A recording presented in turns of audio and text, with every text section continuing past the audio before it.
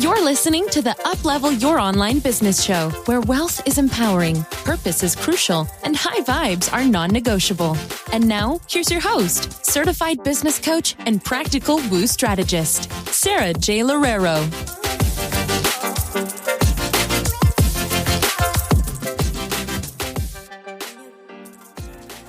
All right, welcome back to another episode of the Uplevel Your Online Business Show. I thought it would be really fun to go over the 5 love languages today, as narrated by Gary Chapman, who's an amazing author, and just to show you exactly how this relates to your business, how you can woo your clients through the 5 love languages, and ultimately why love languages and just expressing love for your clients, for your community is such a great way to develop your community, to develop rapport, and to really understand just how different all of us are. So if anyone here listening doesn't really know what the 5 love languages are or what they even relate to, it's basically a theory that states that there are 5 main ways that people express love and admiration for each other as human beings. And the thing with love languages is that we don't all have the exact same languages. And so the idea behind this, especially in romantic relationships, is one partner might have one way of expressing love and affection, and then the other partner might have a completely different way. And if they don't know how to receive each other's love languages effectively, that might create problems within the relationship. And so one of the first love language is words of affirmation. And essentially what that is just the expression of words. So being vocal about your love, being vocal about your appreciation for another human. And the way that we do this, in fact, it's common for women to have words of affirmation as one of their principal love languages. The way that we do this is basically I'm so proud of you, or, I appreciate you so much, or this means so much to me, and just basically expressing how you feel about other people. The second one is acts of service. So this basically means anything that you do for someone else. So some people love to express their affection for other people by going out and doing specific things for them. So even in my relationship, my husband, one of his primary love languages is acts of service. He will give me a foot massage even when I don't ask for one. Or if I ask him for some fruit late at night, he'll cut them up into little pieces. He'll give me an entire it looks like a work of art when I ask him just for tiny little favors. He just goes above and beyond with them. The next one is gift giving. So essentially just buying presents for other people. So I'm sure that either yourself or someone else in your life loves buying and receiving gifts. The other one is quality time. This is actually one of my biggest love languages. So quality time is when you just want to spend a lot of time with other people. And oftentimes when we don't receive our love language, we tend to think that other people might not love us as much, when in reality, it's just might not be their love language as well. I'll tie all of this into business in a second. I just want to go through all of the love languages before I do that. And then, of course, the last one is physical touch. Maybe this one doesn't relate as much to business, but essentially in romantic relationships is the whole idea of the importance of holding hands, let's say, for example, or giving hugs and giving physical affection to one another that might, one partner might really, really appreciate where the other one not so much. So for human beings, giving and receiving love is one of the things that helps us build true connections with each other, right? And we can talk about love languages when it doesn't come to romantic partners, when it actually comes to friendships, and even when it comes to our clients. Because by giving and receiving love, we build a sense of connection. And in business, I talk about this a lot, business sales come from connection. When you get clients, that comes from a connection and a relationship that you build with your community. And so what better way to build a connection with your community than by providing ways that show that you love and care about them? And you can do this both outside of your program, so in your marketing, but then also inside of your programs as well. So let's take a look at a really obvious one, gift giving. This is so nice for people inside of your program. So it just feels so good when someone receives something from you, right? Whether it's a letter or it's something that you buy from Amazon or even something that you brand as a part of your business, gift giving can go a long way for your clients, but even for your community. Imagine how nice it would feel for some of them to receive, like a branded water bottle from you, or, like a $50 gift card that shows that you care. And these are all different ways that you can re-engage your community as well. So let's say, for example, if your community if you're feeling like you had a flopped launch, or if you're feeling like you're not getting a lot of engagement, especially if you have a bit of a bigger community that you've been working on for a while, giving them some sort of a gift, even if it's just, like one person is going to win a 90-minute intensive with me, or one person is going to win a coaching session with me, or access to one of my programs, that can go a long way for a lot of people in terms of their appreciation from that. So what I love to say about the love languages and how to apply them in your business is truly, what are the ways that you love expressing yourself? You can always take the love languages quiz and you can find out what your primary love languages are, and then you can give them, right? You can start giving those things. And so if gifts are one of your primary love languages, what more amazing way to show your community you care and show your clients you care than giving them something that you really truly, that shows them that you care about them. Now let's go to something like words of affirmation. So I personally love doing this with my clients in my community when there are a lot of stories. If you see my Instagram stories where I'll say, you've got this, you can do this, you're doing so well, you must be so proud of yourself. One of my main love languages is words of affirmation. And so I am continuously giving other people words of affirmation.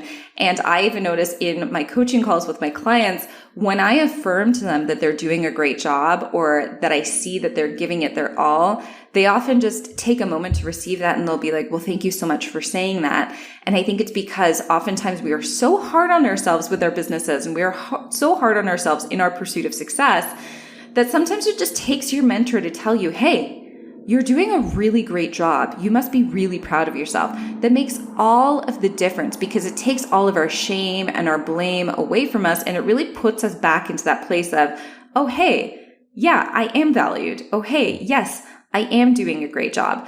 And so that's one way that I really love to give love to my clients in my community, is by constantly doing those words of affirmation, because all of us, I'm sure that so many of you who are listening to this, you're doing a really great job. And we're all in the pursuit of really fulfilling our full potential. And a lot of the times when we go through that, it is really hard. And so having those words that come back to us continuously can help so much. So regardless of what coaching industry you're in or whatever business you're in, just those simple words to your clients can go a long way in their appreciation. And of course, not to mention that if that's your clientele's love language, then they're going to want to come back for more and more and more and more, because they're going to feel validated every single time that they come on to your social media. So let's talk about acts of service now. So acts of service could even be something like making sure that you are paying attention to specific political issues, certain economic issues, socioeconomic issues within your community, within minority communities. Acts of service can be, oh, hey, I notice that there are these specific things going on, and I'm going to take a stand on them. Once again, everyone is so different, and there's so many different ways of expressing your love and affection.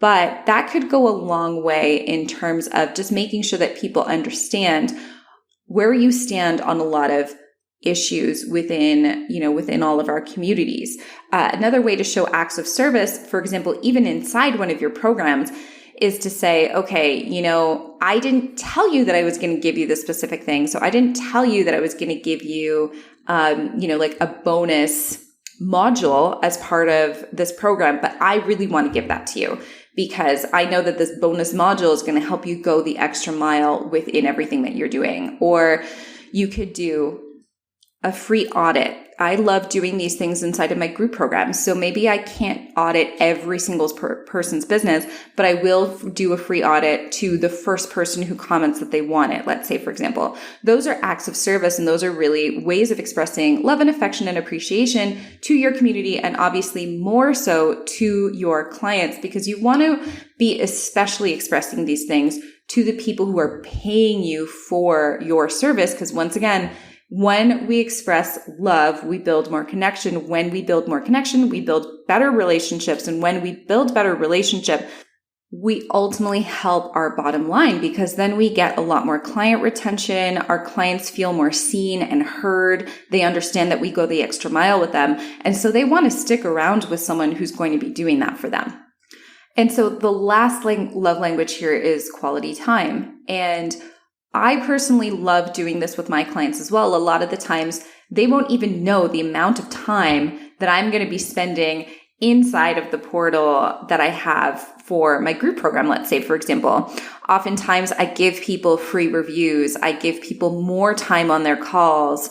I make sure that everyone is seen and heard inside of all of my coaching calls. This is because I really value quality time. And I know that if I spend more quality time with each and every one of my clients, they're going to get better perspectives. They're going to implement my strategies better, and they're ultimately going to get better results. And when they get better results, they're going to give me better testimonials. They're going to have better case studies.